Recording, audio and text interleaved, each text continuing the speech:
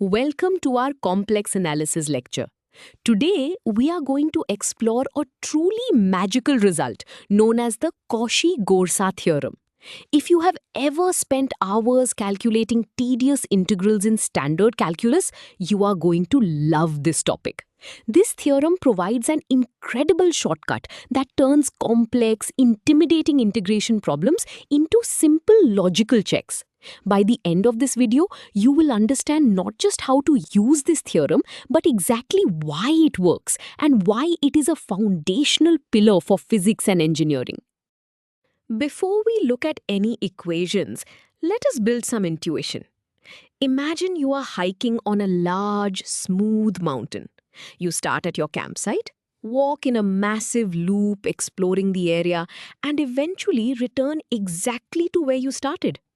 If you calculate your total net change in elevation, it must be exactly zero, regardless of the crazy path you took to get back. The Cauchy-Goursat theorem is the mathematical equivalent of this hiking trip for complex numbers. It tells us that if we travel along a closed loop in a safe region where a function behaves perfectly smoothly, the total accumulation of that function along the loop is exactly zero. Now that we understand the hiking analogy, let us define this formally so we can use it in mathematics. The theorem relies on two main conditions. First, we need a simple closed contour.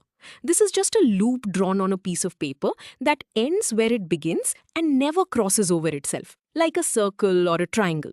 Second, the function must be analytic inside and on that loop. A function is analytic if it has a well-defined derivative, meaning it is smooth and predictable at every single point in that region. So if your loop does not trap any bad points where the function blows up or breaks down, the integral around the loop vanishes completely. Let us visualize what this looks like on the complex plane. On your screen, you see a standard coordinate system with a horizontal real axis and a vertical imaginary axis.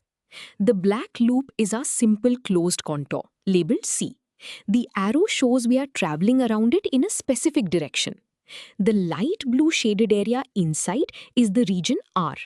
For the Cauchy-Goursat theorem to apply, our complex function must be perfectly analytic everywhere inside that blue region and on the black boundary line itself. There can be no holes, no asymptotes, and no undefined points trapped inside.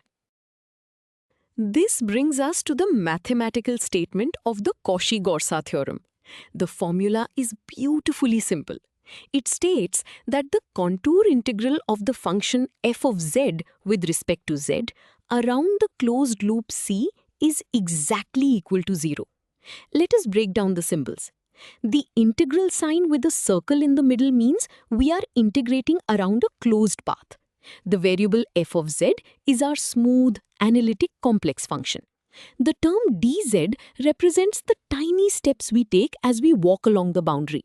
Physically, if you increase the size of the loop, the integral remains 0 as long as you do not enclose any undefined points. It is a powerful statement of balance. Before we move on to the proof, let us see this theorem in action with a concrete example. Suppose we are asked to evaluate the integral of the function z squared around a full circle of radius 2 centered at the origin. This is a classic exam question. Our first step is to examine the function itself and the region inside the loop. The function is a simple polynomial. Polynomials are incredibly well behaved. They do not have any fractions that could cause division by 0, nor do they have any weird breaks. Therefore, this function is analytic everywhere in the complex plane. Continuing with our circle, because the function is analytic everywhere, it is certainly analytic inside and on our specific circular path. We do not even need to parameterize the circle or do any messy calculus. The conditions for our powerful shortcut are perfectly met. We can directly apply the Cauchy-Goursat theorem to find the answer. The final answer is exactly 0. By recognizing that the function is analytic and the path is a closed loop, we bypassed pages of tedious calculations. This shows the immense power of the theorem in practical applications, turning difficult calculus problems into simple logic checks. Let us look at a slightly different scenario to solidify this concept. Imagine we need to integrate the complex exponential function e to the power of z around a square path. The square has its corners at the coordinates 1, 1, negative 1, 1, negative 1, negative 1, and 1, negative 1. We want to find the total integral along this jagged, sharp-cornered loop. Just like before, our strategy is to check the function's behavior inside the boundary. The complex exponential function is famous for being smooth and continuous everywhere. It has a well-defined derivative at every single point, with no holes or asymptotes. Returning to our square path, the shape of the path does not matter at all for this theorem.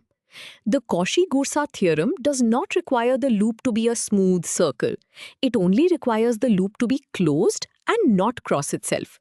A square perfectly fits the definition of a simple closed contour. Since the function is analytic everywhere inside the square, the theorem applies flawlessly. Once again, the result is exactly 0. The sharp corners of the square do not disrupt the underlying mathematics. As long as the loop closes back on itself and traps no bad points inside, the total integral will always vanish. Now that we have used this formula to solve problems, let us understand where it comes from. To truly understand why this happens, we will look at the original proof by Augustin Louis Cauchy. We will use Cauchy's method because it beautifully connects complex numbers to standard calculus using Green's theorem. First, we write our complex variable z in terms of its horizontal real part x and vertical imaginary part y. By splitting the input variable this way, we can treat complex functions like multivariable real functions. We define the function f of z as u plus I times v, where u and v are real-valued functions. Finally, we express the tiny step along the path as dz equals dx plus I times dy. This setup allows us to translate the complex integral into two simultaneous real-world problems. We set up the integral of our function around the closed loop C by substituting our split definitions back into the original integral. We multiply the expanded function by the expanded tiny step. This looks exactly like multiplying two binomials in basic algebra. We expand this multiplication using the standard distribution method. Remember that the imaginary unit squared is -1, which changes the sign of the last term. We then group all the real terms together into one integral and all the imaginary terms together into another. This leaves us with two separate standard line integrals. Now we apply Green's theorem from multivariable calculus to both parts.